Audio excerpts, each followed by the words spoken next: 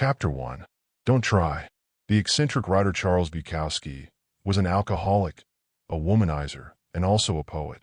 His dream was always to be a writer, but for several years his works were rejected.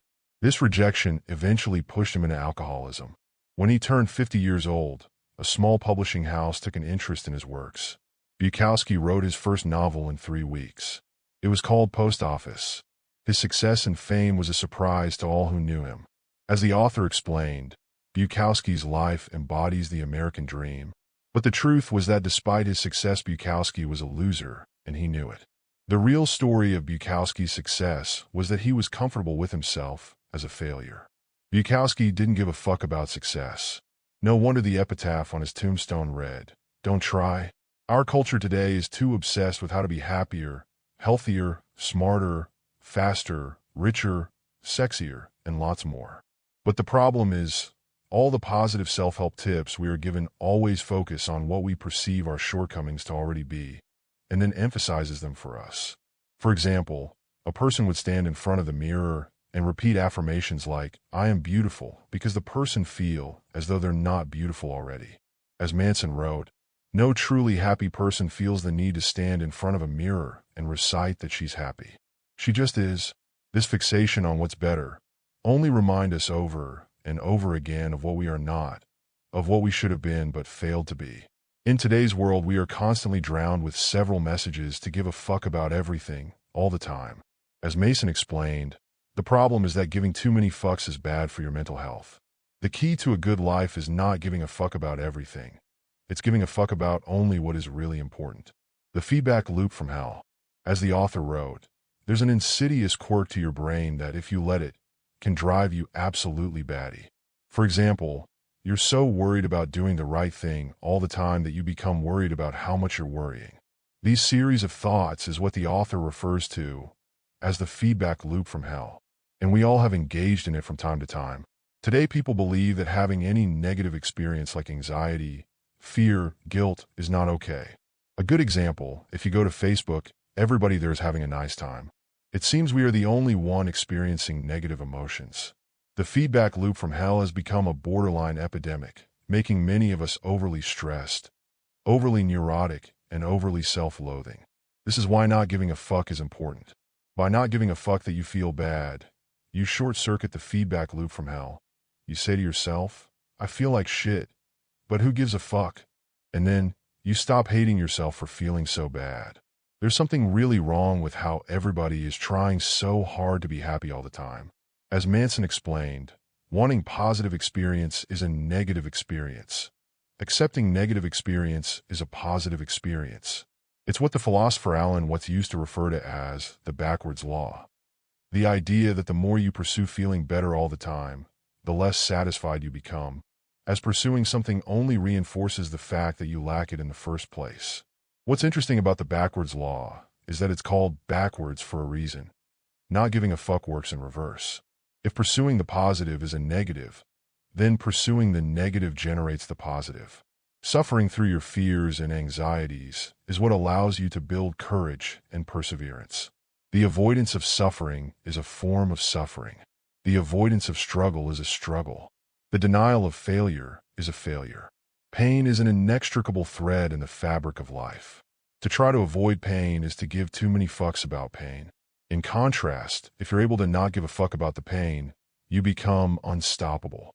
To not give a fuck is to stare down life's most terrifying and difficult challenges and still take action. Most of us struggle throughout our lives by giving too many fucks in situations where fucks do not deserve to be given. You're going to die one day. I know that's kind of obvious, but I just wanted to remind you in case you've forgotten.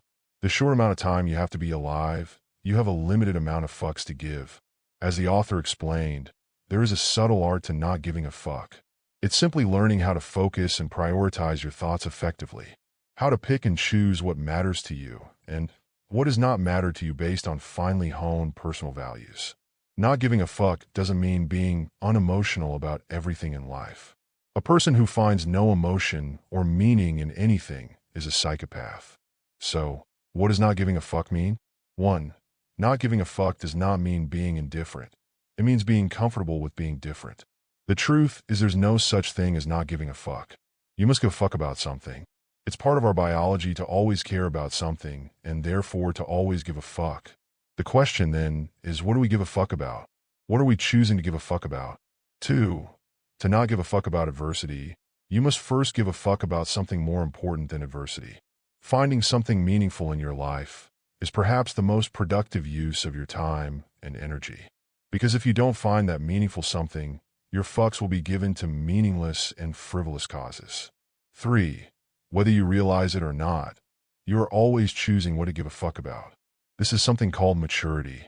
Maturity is what happens when one learns to only give a fuck about what's truly fuck-worthy. The idea of not giving a fuck is a simple way of reorienting our expectations for life and choosing what is important and what is not. The book will not teach you how to gain or achieve, but rather how to lose and let go. Chapter 2. Happiness is a problem. Buddha was a prince born to a very wealthy king. At his birth, his father had made sure he was shielded from all the pain and misery in the world. So Buddha grew up to be a young man who never knew that pain and misery existed because obviously he never even left the palace. Then one day, he ventured out of the palace secretly, and that's when he realized that life wasn't what his father had taught him it was. Venturing out into the world and seeing things for himself gave Buddha some profound realizations. One of those realizations was that life itself is a form of suffering. The rich suffer because of their riches. The poor suffer because of their poverty. This isn't to say that all suffering is equal, but we all must suffer nonetheless. Years later, Buddha, with these realizations, built his own philosophy, and its basic tenet was that pain and loss are inevitable, and we should let go of trying to resist them. There is a premise that underlies a lot of our assumptions and beliefs. The premise is that happiness is algorithmic, that it can be worked for and earned and achieved. If I achieve X or Y, then I can be happy. This premise, though, is the problem. As the Manson wrote, happiness is not a solvable equation.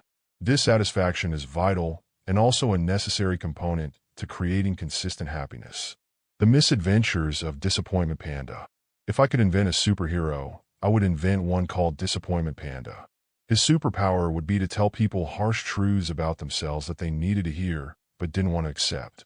We suffer for the simple reason that suffering is biologically useful. It is nature's preferred agent for inspiring change.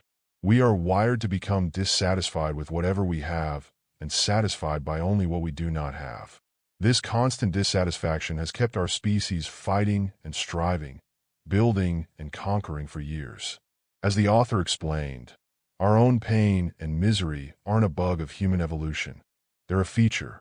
Therefore, it's not always beneficial to avoid pain and seek pleasure, since pain can, at times, be important to our well-being.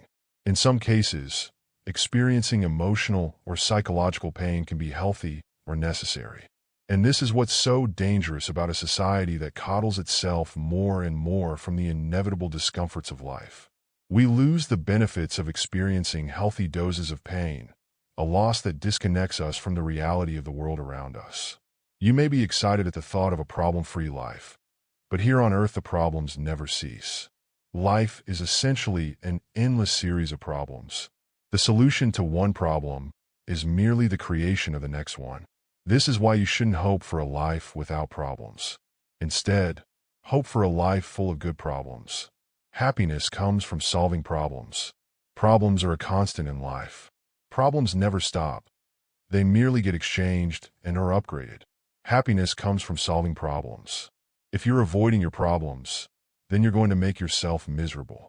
If you feel like you have problems that you can't solve, you will likewise make yourself miserable. The secret sauce is in the solving of the problems, not in not having problems in the first place.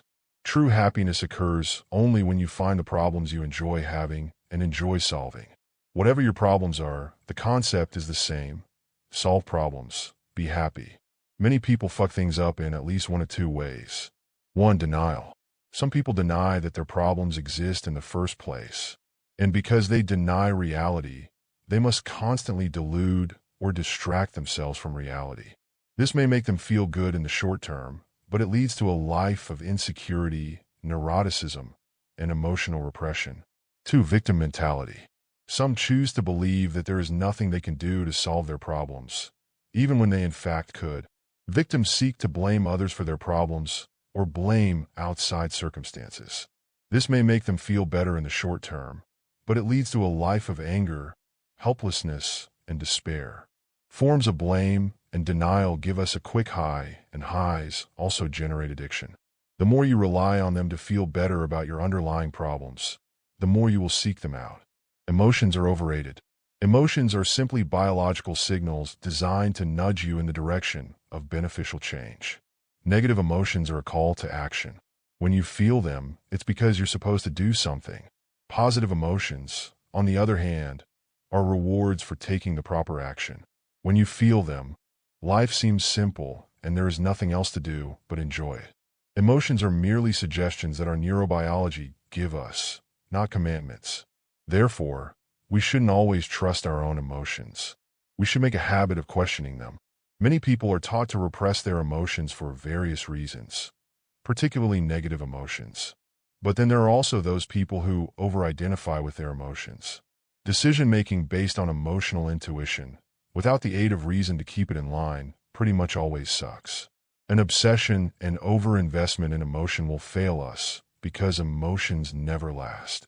Psychologists sometimes refer to this concept as the hedonic treadmill, the idea that we're always working hard to change our life situation, but we actually never feel very different.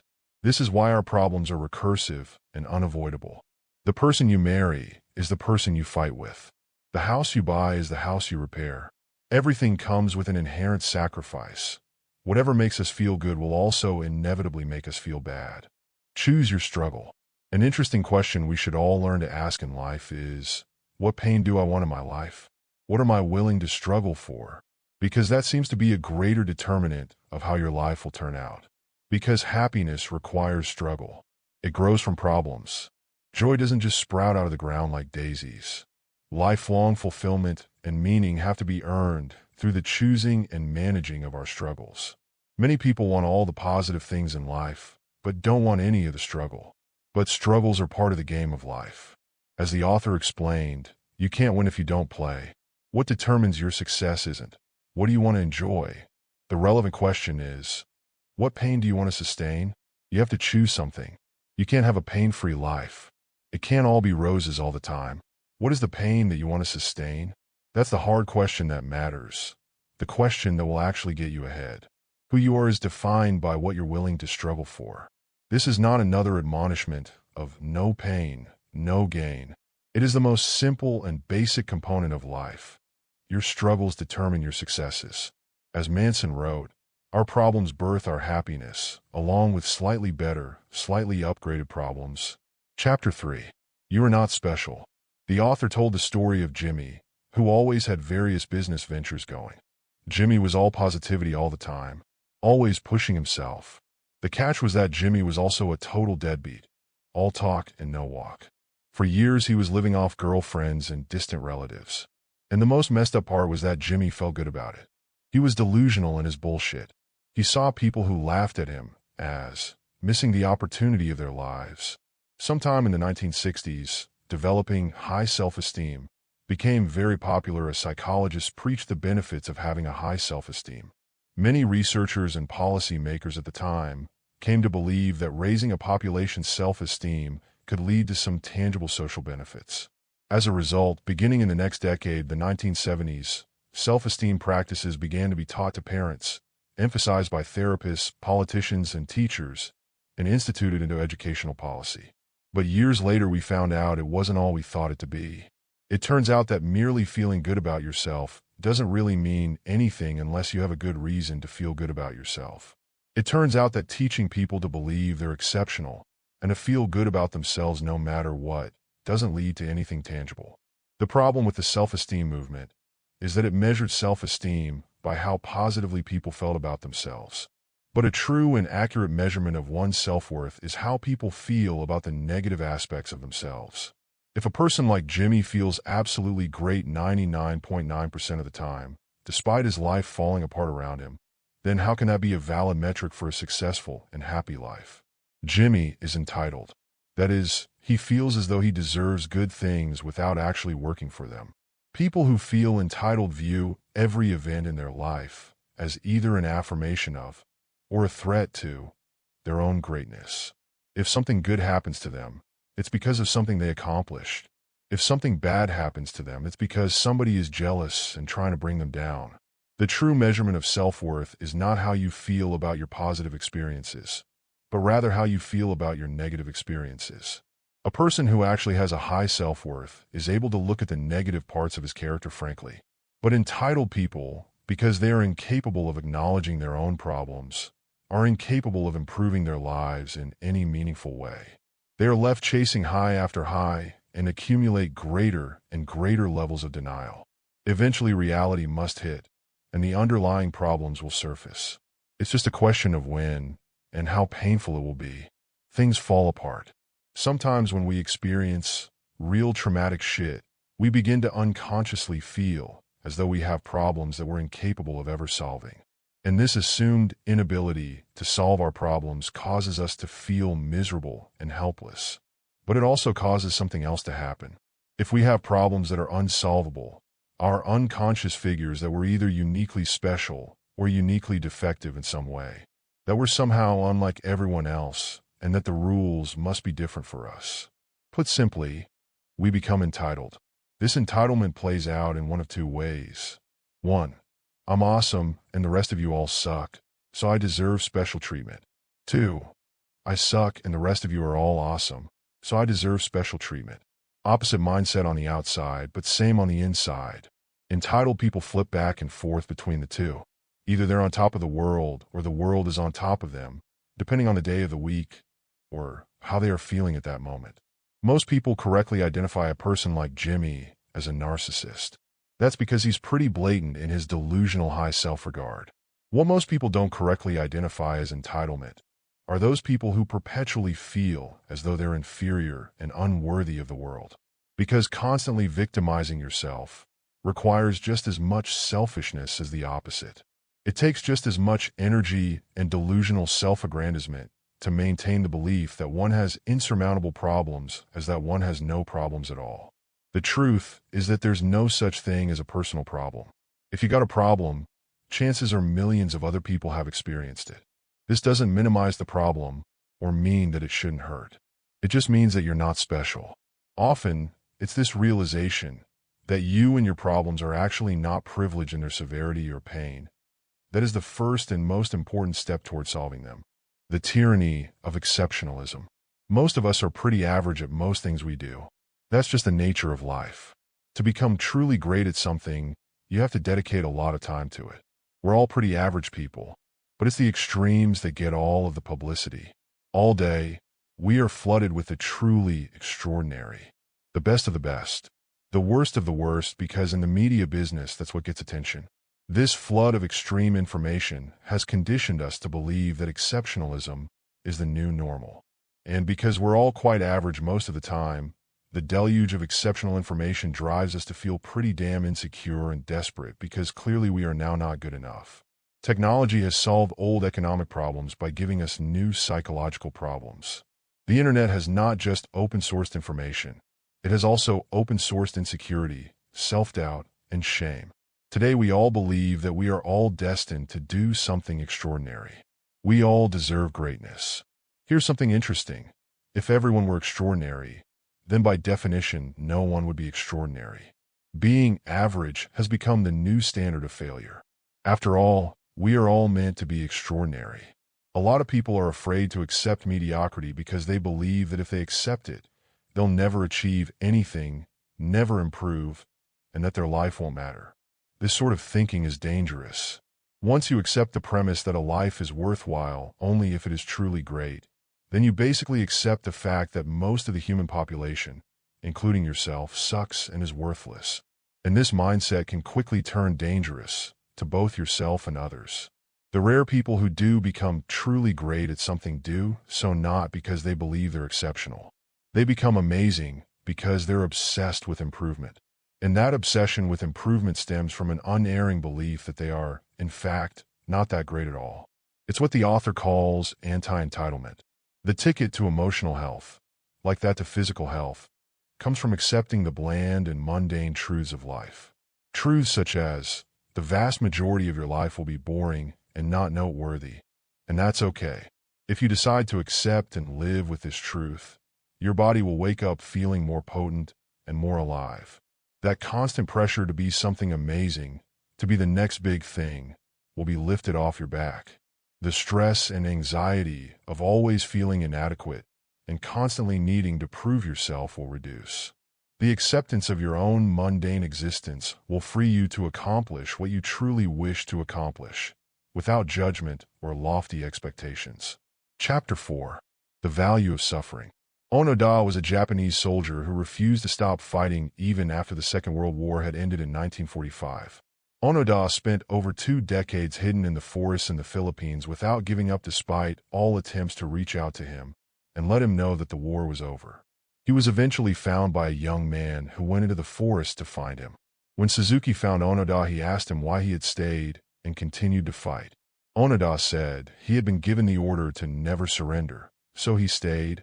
As Manson wrote, humans often choose to dedicate large portions of their lives to seemingly useless or destructive causes.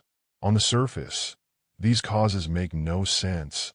Later in his life, Onoda said he regretted nothing.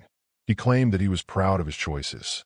If suffering is inevitable, if our problems in life are unavoidable, then the question we should be asking is not, how do I stop suffering? But, why am I suffering? For what purpose? The self-awareness onion. Self-awareness is like an onion. There are multiple layers to it, and the more you peel them back, the more likely you're going to start crying. The first layer of the self-awareness onion is a simple understanding of one's emotions.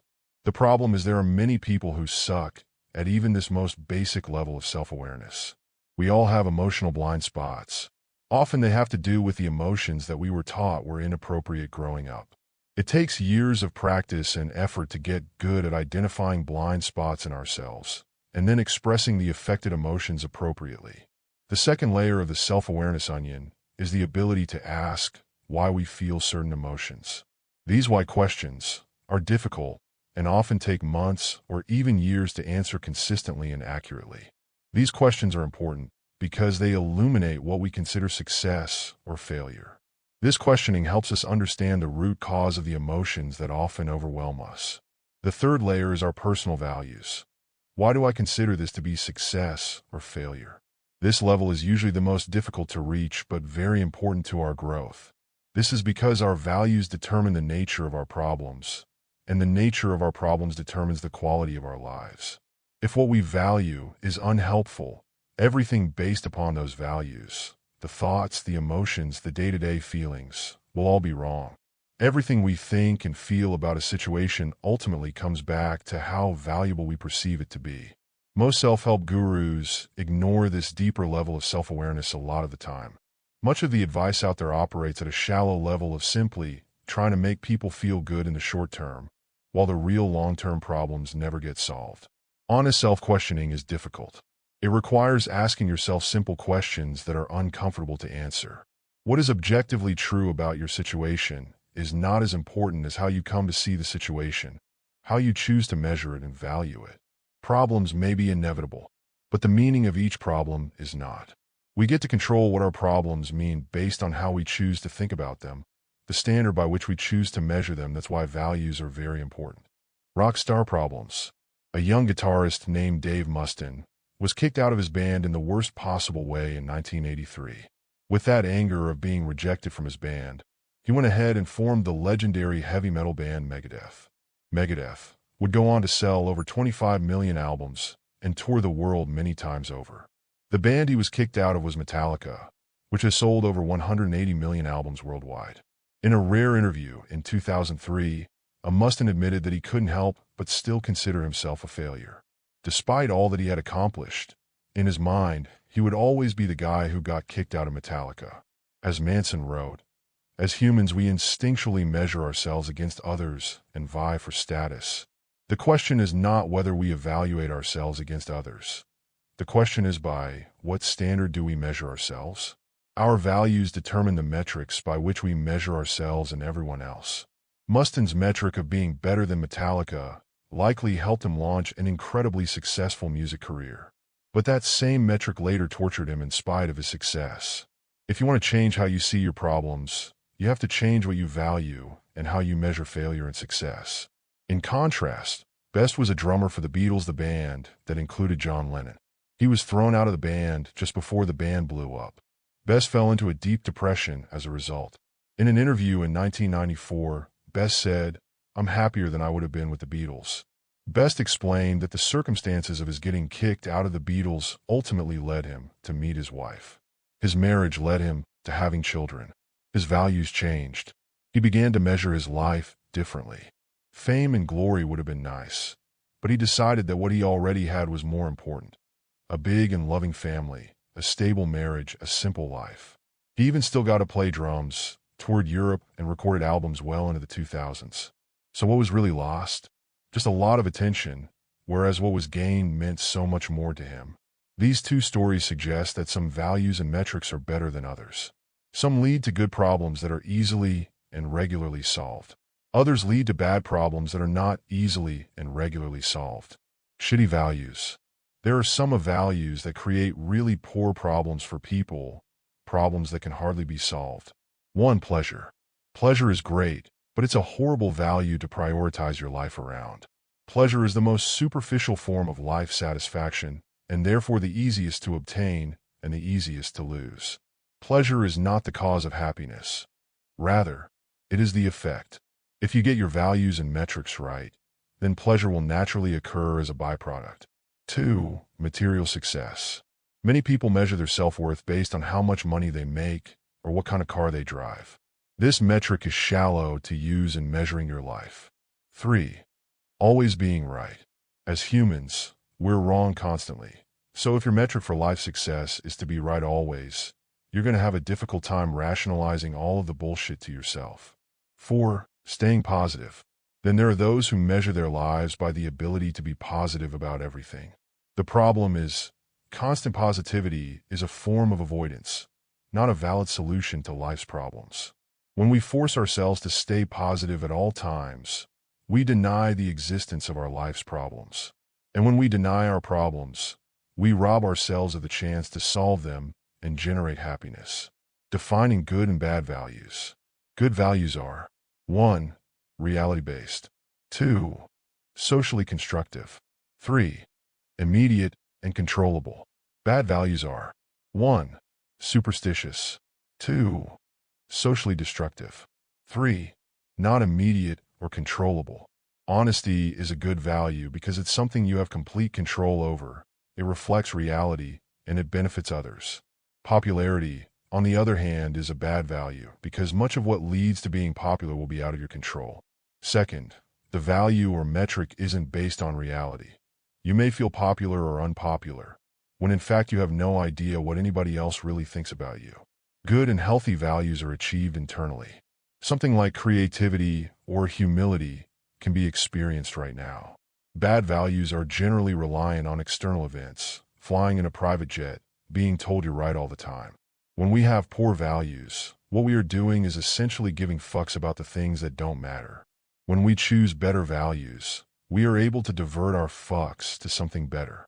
Things that improve the state of our well-being and that generate happiness, pleasure, and success as side effects.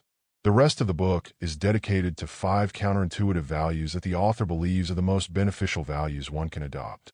They all follow the backwards law we talked about earlier, in that they're all negative. These 5 values are both unconventional and uncomfortable, but they are, according to the author, life-changing. The first is taking responsibility for everything that occurs in your life, regardless of who's at fault. The second is uncertainty. The next is failure, the willingness to discover your own flaws and mistakes. The fourth is rejection, the ability to both say and hear no. The final value is the contemplation of one's own mortality. Chapter 5. You are always choosing. Imagine that somebody puts a gun to your head and tells you that you have to run a marathon, or else he'll kill you and your entire family. You would definitely run the marathon. Now imagine that you bought nice running gear and ran a marathon yourself. That would be a proud moment for you. Most times the only difference between a problem being painful or being powerful is a sense that we chose it and that we are responsible for it. When we feel that we're choosing our problems, we feel empowered. When we feel that our problems are being forced upon us against our will, we feel victimized and miserable. The choice. The famed psychologist William James spent most of his younger years without achieving any form of success. This really made him fall into deep depression with the thoughts of killing himself. But one night, while reading lectures by the philosopher Charles Peirce, James decided to conduct a little experiment. He decided that he would spend 1 year believing that he was 100% responsible for everything that happened in his life, no matter what. During this period, he would do everything in his power to change his circumstances, no matter the likelihood of failure. If nothing improved in that year, then he would take his own life. As the author wrote, James would later refer to his little experiment as his rebirth, and would credit it with everything that he later accomplished in his life. All personal improvement and growth emerges from a simple realization. The realization that we, individually, are responsible for everything in our lives, no matter the external circumstances. We don't always control what happens to us, but we always control how we interpret what happens to us, as well as how we respond. Whether we like it or not, we are always taking an active role in what's occurring to and within us. We are always interpreting the meaning of every moment and every occurrence. The point is, we are always choosing whether we recognize it or not. It comes back to how, in reality, there is no such thing as not giving a single fuck. It's impossible. We must all give a fuck about something. The real question is, what are we choosing to give a fuck about? The responsibility and fault fallacy. There's a popular quote, "With great power comes great responsibility." But a better version of this quote would be, "With great responsibility comes great power." Accepting responsibility for our problems is the first step to solving them. A lot of people hesitate to take responsibility for their problems because they believe that to be responsible for your problems is to also be at fault for your problems. Responsibility and fault often appear together in our culture, but they're not the same thing. Here's one way to think about the distinction between the two concepts. Fault is past tense. Responsibility is present tense. Fault results from choices that have already been made. Responsibility results from the choices you're currently making, every second of every day. There's a difference between blaming someone else for your situation and that person's actually being responsible for your situation. Nobody else is ever responsible for your situation but you. This is because you always get to choose how you see things, how you react to things, how you value things. You always get to choose the metric by which to measure your experiences. That's why to simply blame others is only to hurt yourself. Responding to tragedy. A lot of people can take responsibility for minor problems in their lives. But when it comes to horrible tragedies, they run away from responsibility. Malala Yousafzai lived Pakistan in 2008, when the Taliban took control of the Swat Valley, but refused to accept her fate. She went to school even when going to school was prohibited. After several threats, she was eventually shot in the head, but still survived. Today she's alive, and even won the Nobel Peace Prize. As the author explained, some people in the face of such horrible event would just give up and refuse to take responsibility for their lives. Genetics and the hand were dealt. A lot of people treat being born with a disadvantage as though they were screwed out of something highly valuable. They feel that there's nothing they can do about it, so they avoid responsibility for their situation. They figure, I didn't choose my crappy genetics, so it's not my fault if things go wrong. And it's true, it's not their fault, but it's still their responsibility. As the author explained, in life, just like in poker, we all get dealt cards. Some of us get better cards than others.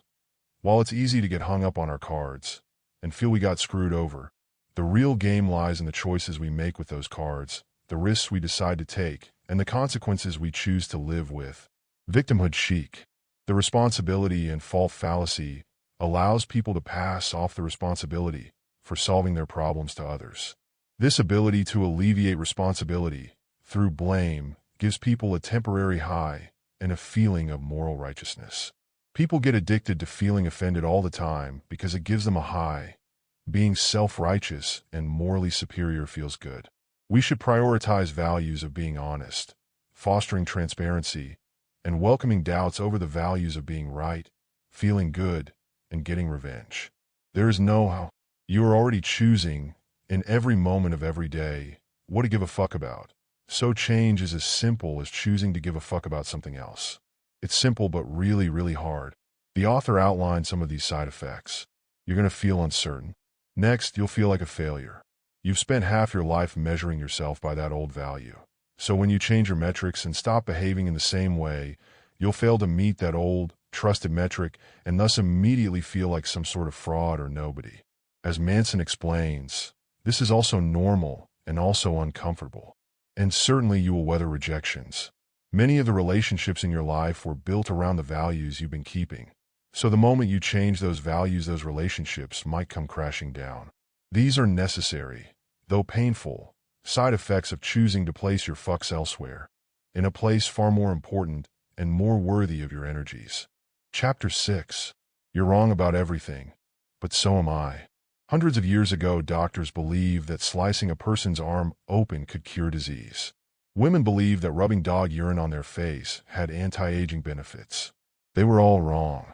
As Manson wrote, "Throughout my life, I've been wrong about myself and everything. And I hope that will continue to be the case for the rest of my life."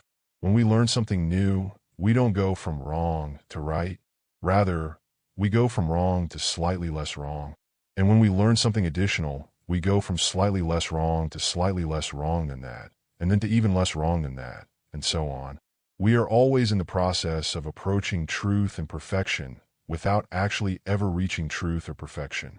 There is no correct dogma or perfect ideology. There is only what your experience has shown you to be right for you. And even at that, your experience is probably somewhat wrong too. We all have differing needs and personal histories and life circumstances, so we will all inevitably come to differing correct answers about what our lives mean and how they should be lived.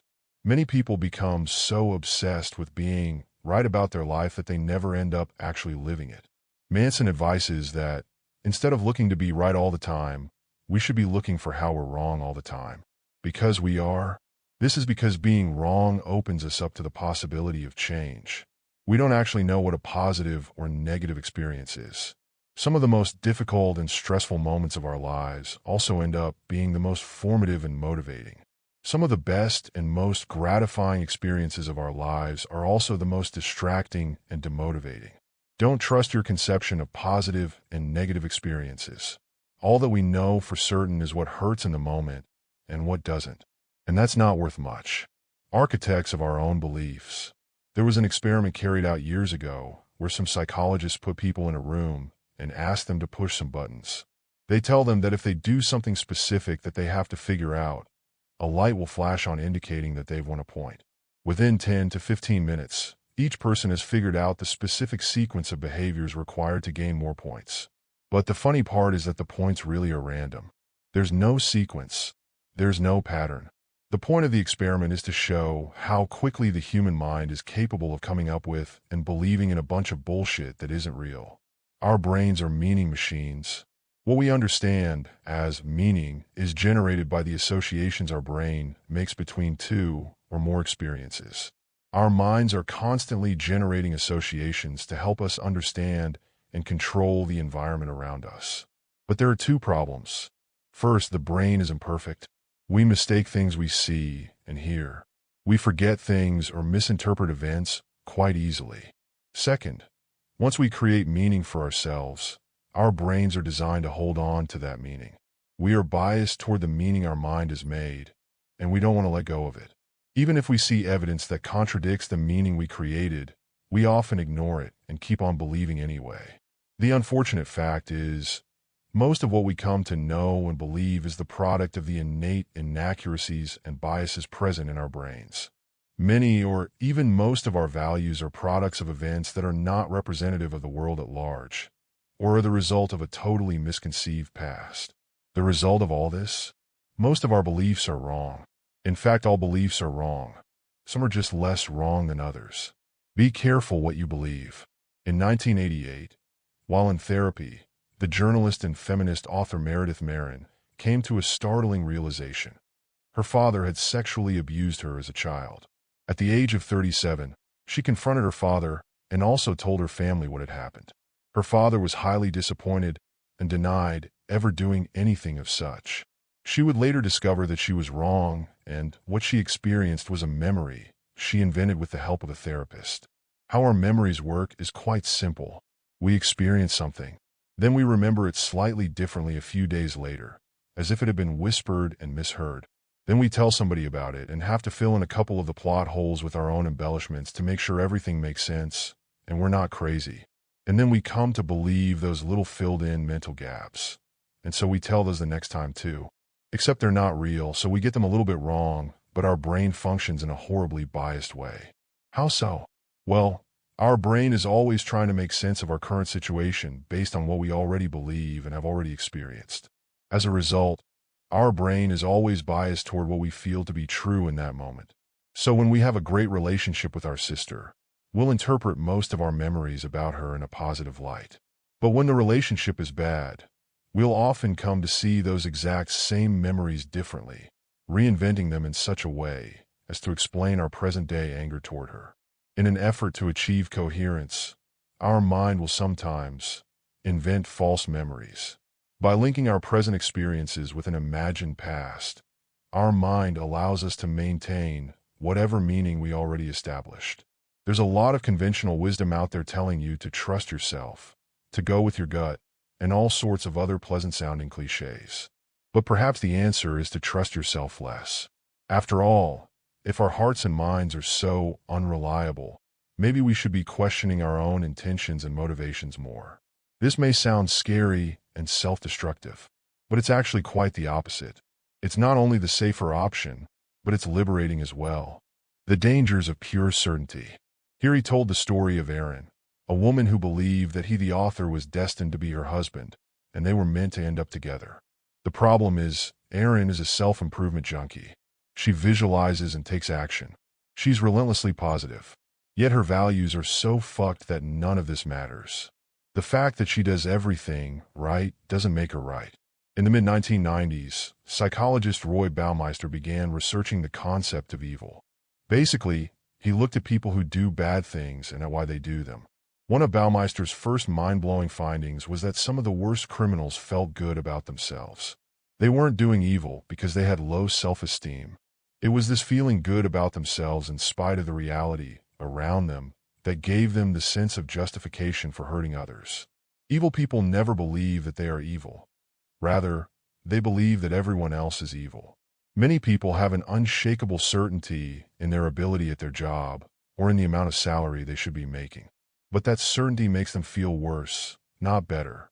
It's in these moments of insecurity, of deep despair, that we become susceptible to an insidious entitlement. We come to believe that we deserve to cheat a little to get our way, that other people deserve to be punished, that we deserve to take what we want. It's the backwards law again. The more you try to be certain about something, the more uncertain and insecure you will feel.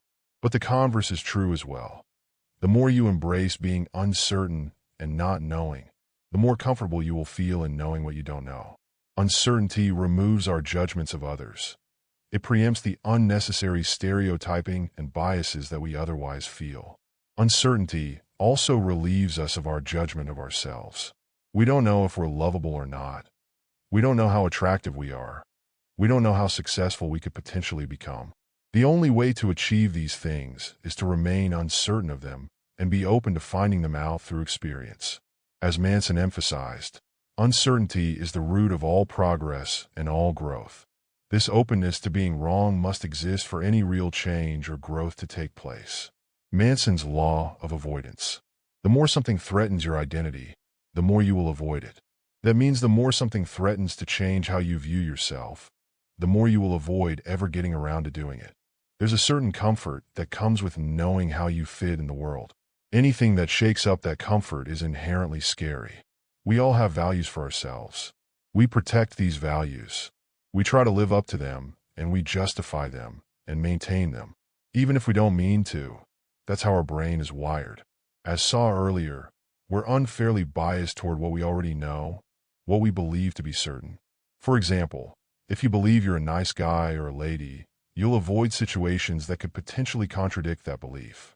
Until we change how we view ourselves, what we believe we are and are not, we cannot overcome our avoidance and anxiety.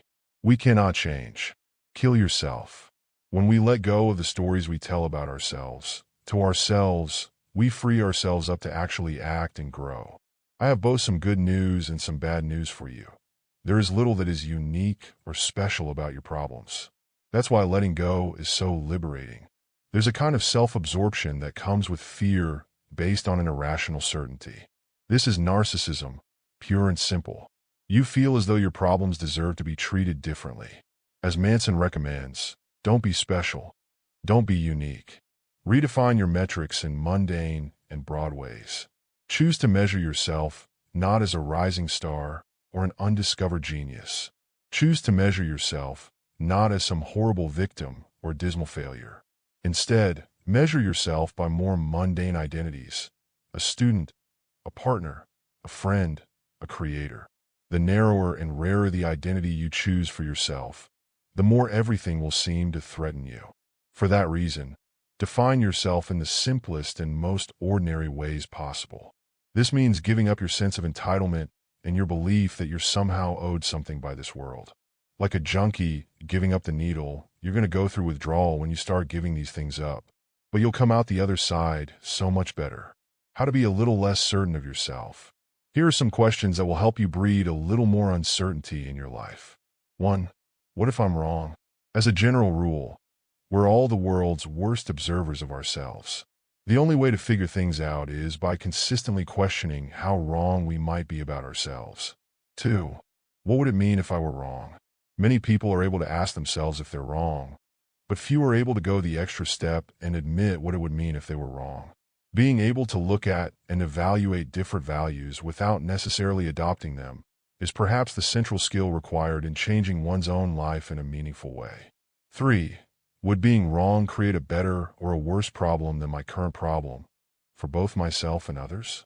The goal here is to look at which problem is better, because after all, life's problems are endless. Chapter 7. Failure is the way forward.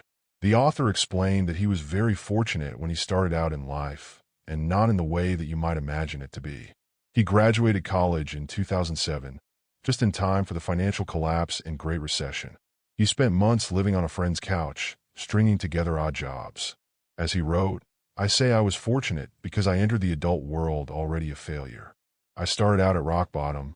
That's basically everybody's biggest fear later on in life, and he got to experience it early in his adulthood. Failure itself is a relative concept."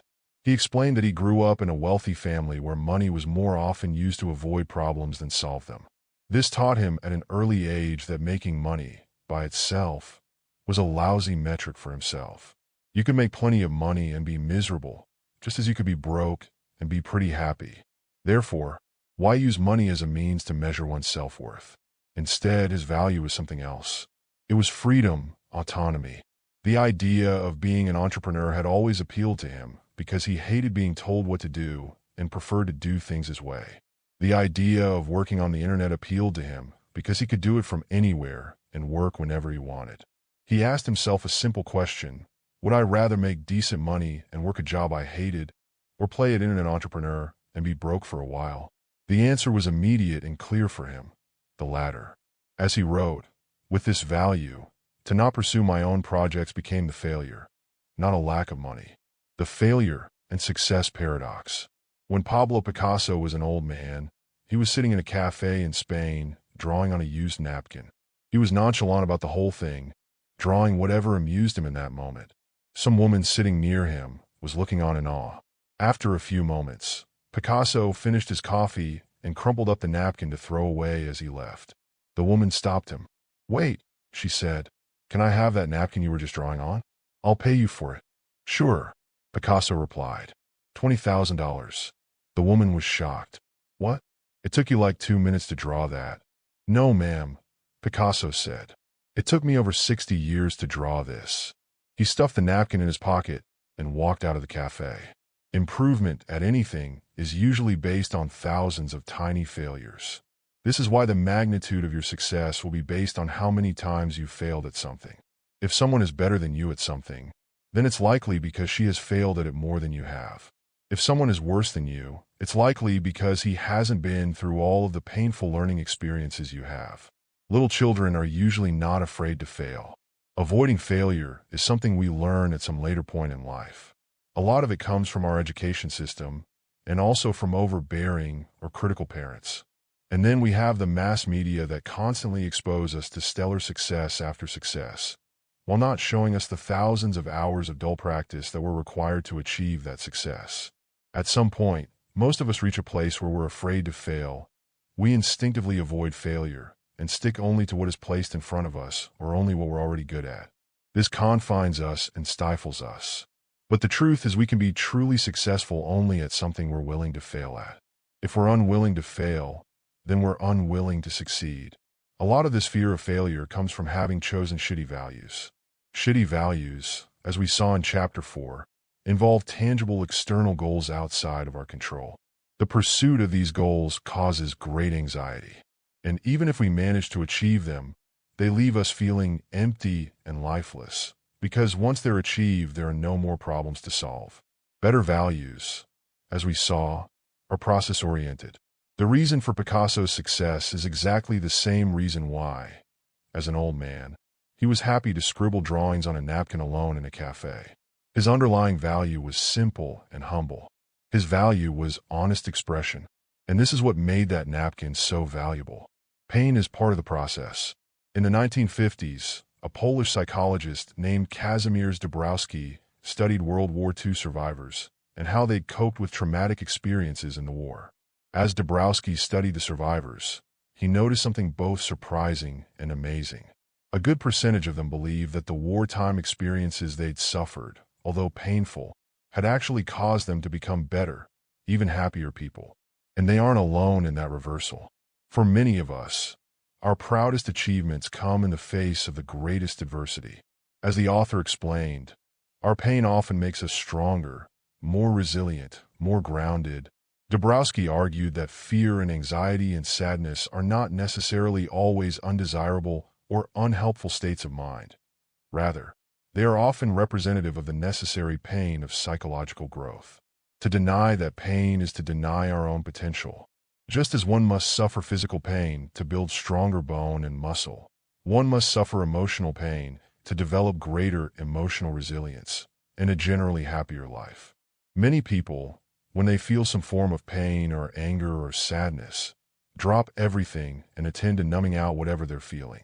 Their goal is to get back to feeling good again as quickly as possible, even if that means substances or deluding themselves or returning to their shitty values. Learn to sustain the pain you've chosen. When you choose a new value, you are choosing to introduce a new form of pain into your life. Welcome it with open arms. Then act despite it.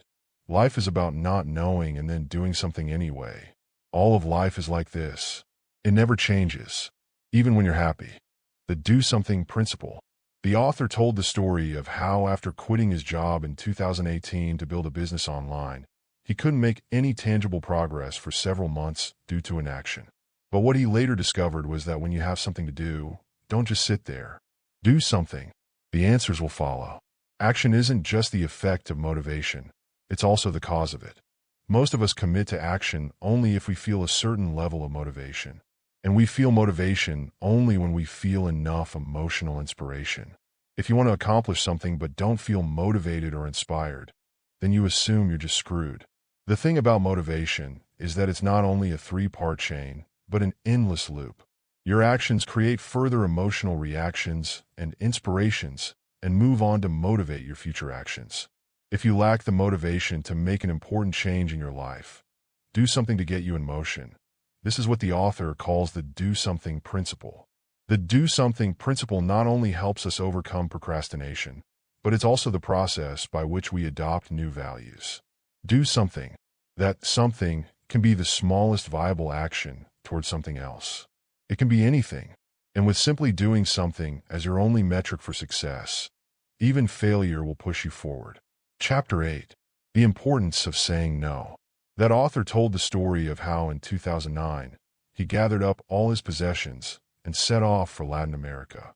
He had always wanted to travel the world, and now he had the opportunity to do that. But the freedom he so craved for came with a price. Because after all the years of excitement, the biggest lesson he took from his adventuring was this: absolute freedom, by itself, means nothing. As he wrote, Freedom grants the opportunity for greater meaning, but by itself there is nothing necessarily meaningful about it. The only way to achieve meaning and a sense of importance in one's life is through a rejection of alternatives, a narrowing of freedom. Rejection makes your life better. The cornerstone of many of the so-called positive thinking books is a problem.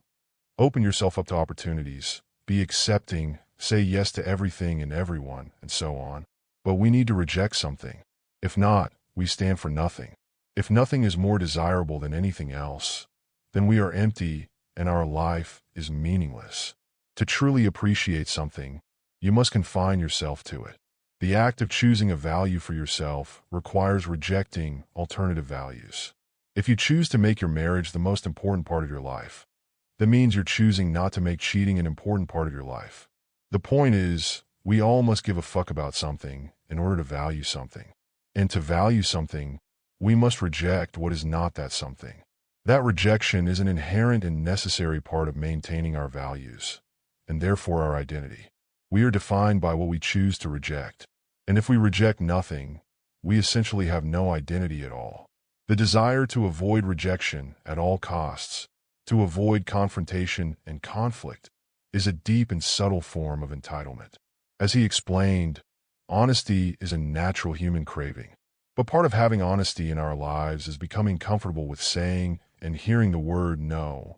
In this way, rejection actually makes our relationships better and our emotional lives healthier. Boundaries.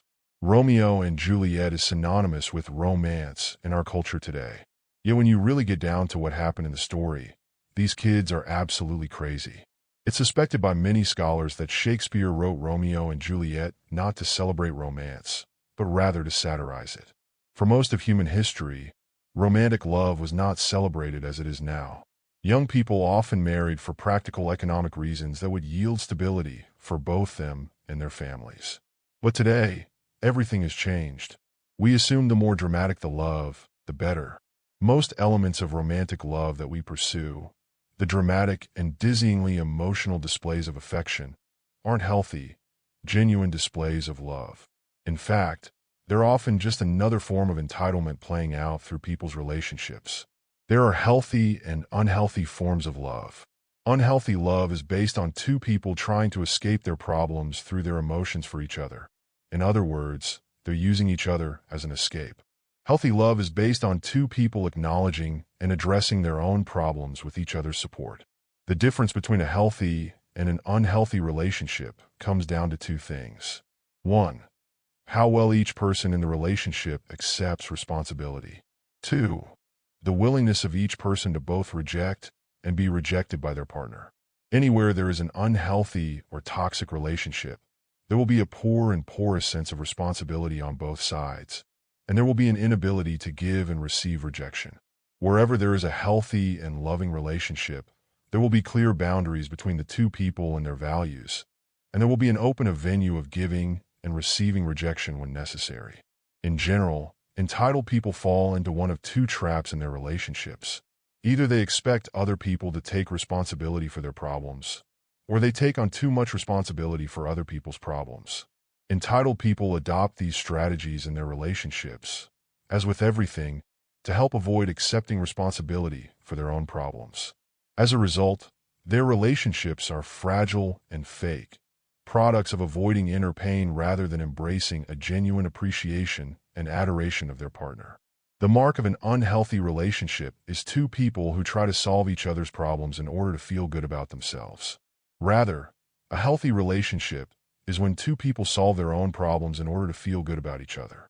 The setting of proper boundaries doesn't mean you can't help or support your partner, or be helped and supported yourself.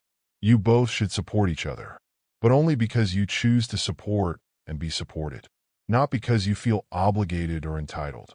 Entitled people who blame others for their own emotions and actions do so because they believe that if they constantly paint themselves as victims, eventually someone will come along and save them, and they will receive the love they've always wanted.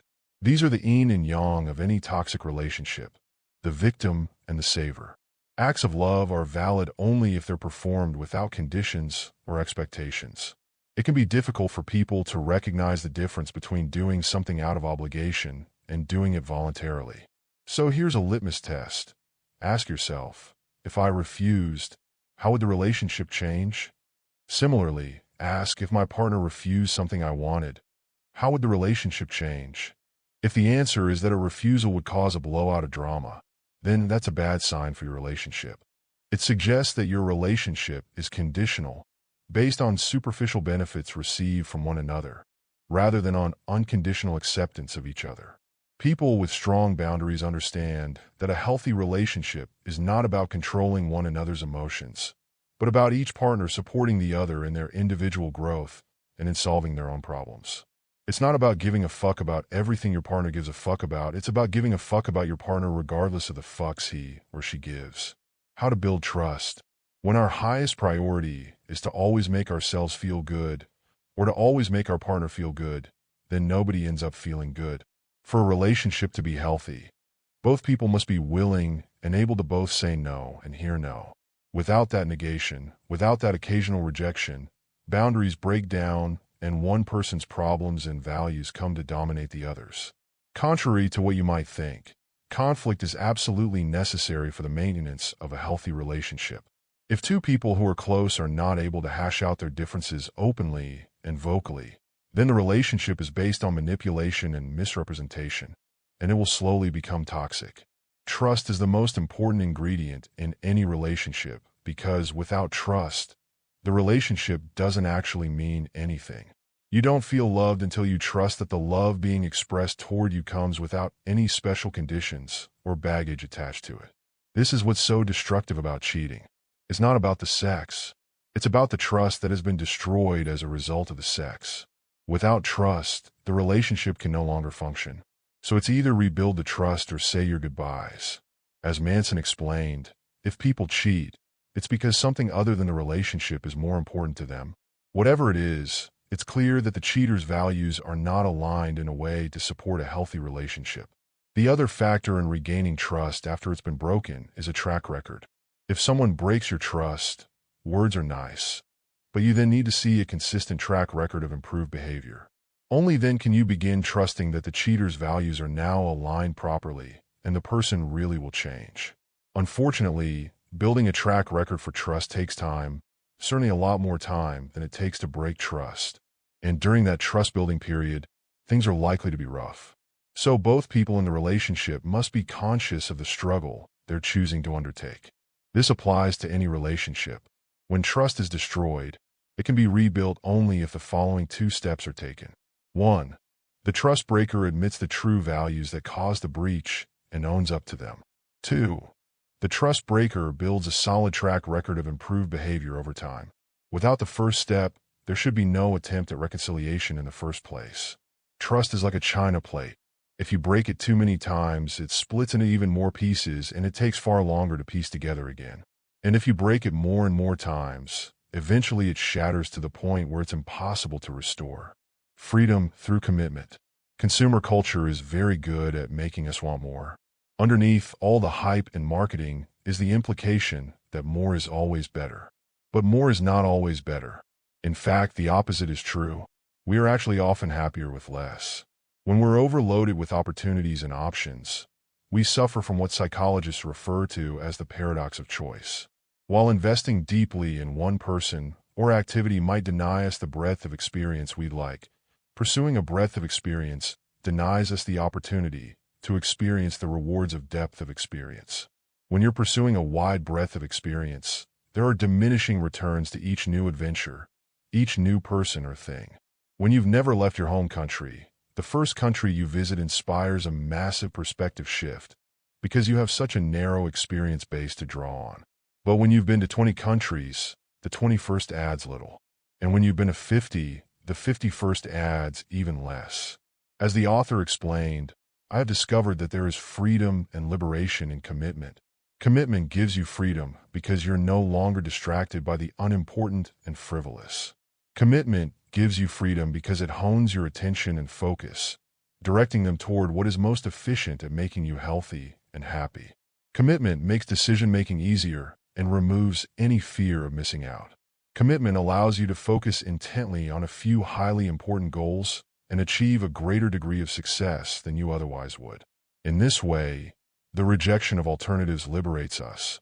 Breadth of experience is likely necessary and desirable when you're young. But depth is where the gold is buried. And you have to stay committed to something and go deep to dig it up. Chapter 9. And then you die. He told the story of a transformational moment in his life which happened at age 19 when he lost a very good friend. He dreamed about this friend for a few months after his death. He had dreams where he and the friend would have conversations. In one of his last dreams of the friend, the guy had told him, "Why do you care that I'm dead when you're still so afraid to live?" This simple question he had in the dream would go on to have a profound impact on his life. Have stopped smoking weed, playing video games, started going to the gym, and got his first girlfriend. He went ahead to do other great things that set his life on the right path. As he wrote, "Oddly, it was someone else's death that gave me permission to finally live." Death scares us, and because it scares us, we avoid thinking about it, talking about it, sometimes even acknowledging it, even when it's happening to someone close to us. Yet, in a bizarre, backwards way, death is the light by which the shadow of all of life's meaning is measured. Without death, everything would feel inconsequential, all experience arbitrary, all metrics and values suddenly zero. Something beyond ourselves. Ernest Becker was a psychologist who wrote a book about death called The Denial of Death. The book essentially makes 2 points. Humans are unique in that we're the only animals that can conceptualize and think about ourselves abstractly. Dogs don't sit around and worry about their career. As humans, we're blessed with the ability to imagine ourselves in hypothetical situations, to imagine other realities or situations where things might be different. And it's because of this unique mental ability, Becker says, that we all, at some point, become aware of the inevitability of our own death. Because we're able to conceptualize alternate versions of reality, we are also the only animal capable of imagining a reality without ourselves in it. This realization causes what Becker calls death terror, a deep existential anxiety that underlies everything we think or do. Becker's second point starts with the premise that we essentially have 2 selves. The first self is the physical self, the one that eats and poops. The second self is our conceptual self, our identity, or how we see ourselves. Becker's argument is that we are all aware on some level that our physical self will eventually die, and this scares us subconsciously. Therefore, in order to compensate for our fear of the inevitable loss of our physical self, we try to construct a conceptual self that will live forever. This is why people try so hard to put their names on buildings, on statues, in the hopes that our influence, our conceptual self, will last way beyond our physical self. Becker called such efforts our immortality projects, projects that allow our conceptual self to live on even after we are dead. All of human civilization, he says, is basically a result of immortality projects. Becker argues that wars and revolutions and mass murder occur when one group of people's immortality projects rub up against another group's. What Becker is saying, in essence, is that we're all driven by fear to give way too many fucks about something, because giving a fuck about something is the only thing that distracts us from the reality and inevitability of our own death. As Manson wrote, to truly not give a single fuck is to achieve a quasi-spiritual state of embracing the impermanence of one's own existence. In that state, one is far less likely to get caught up in various forms of entitlement. Becker later came to a startling realization on his deathbed, that people's immortality projects were actually the problem, not the solution. He said rather than attempting to implement their conceptual self across the world, people should become more comfortable with the reality of their own death. Becker called this the bitter antidote. While death is bad, it is inevitable. Therefore, we should not avoid this realization, but rather come to terms with it as best we can. Because once we become comfortable with the fact of our own death, we can then choose our values more freely, freed from dangerous dogmatic views. The sunny side of death. The Stoics of ancient Greece and Rome implored people to keep death in mind at all times, in order to appreciate life more and remain humble in the face of its adversities. In various forms of Buddhism, the practice of meditation is often taught as a means of preparing oneself for death while still remaining alive. Confronting the reality of our own mortality is important, because it obliterates all the superficial values in life. While most people spend their days chasing money, death confronts all of us with a far more painful and important question. What is your legacy? How will the world be different and better when you're gone? What mark will you have made? What influence will you have caused? As Becker pointed out, this is arguably the only truly important question in our life. Yet we avoid thinking about it because it's hard. Also because it's scary and we have no fucking clue what we're doing. And when we avoid this question, we let trivial and hateful values hijack our brains and take control of our desires and ambitions. Without acknowledging the ever-present gaze of death, the superficial will appear important, and the important will appear superficial. Death is the only thing we can know with any certainty, and as such, it must be the compass by which we orient all of our values and decisions. The only way to be comfortable with death is to choose values that stretch beyond serving yourself. This is the basic root of all happiness.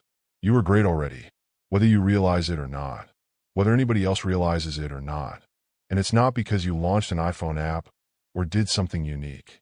These things do not define greatness. You are already great because in the face of endless confusion and certain death, you continue to choose what to give a fuck about and what not to. This mere fact, this simple optioning for your own values in life, already makes you beautiful, already makes you successful, and already makes you loved. You too are going to die, and that's because you too were fortunate enough to have lived.